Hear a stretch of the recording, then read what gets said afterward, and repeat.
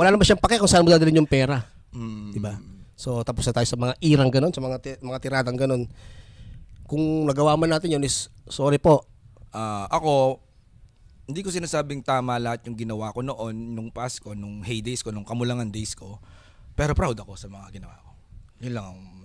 Basta, hindi, ang importante doon, kaya siguro nasasabi mo na proud ka, is, kasi hindi mo na pinagsisihan yung mga ginawa mo. Diba? Ginawa mo yun dahil para sa experience. Never ako nakaramdam ng pagsisisi sa lahat ng ginawa ko. Siyempre, yung mga tatungan natin, pinagawa natin yan.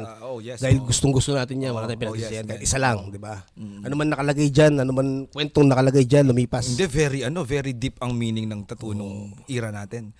Pero yung mga tattoo ko, hindi sila ganun kadip Pero may mga kaira ko noon na pag tinanong ko na, anong significance sa'yo ng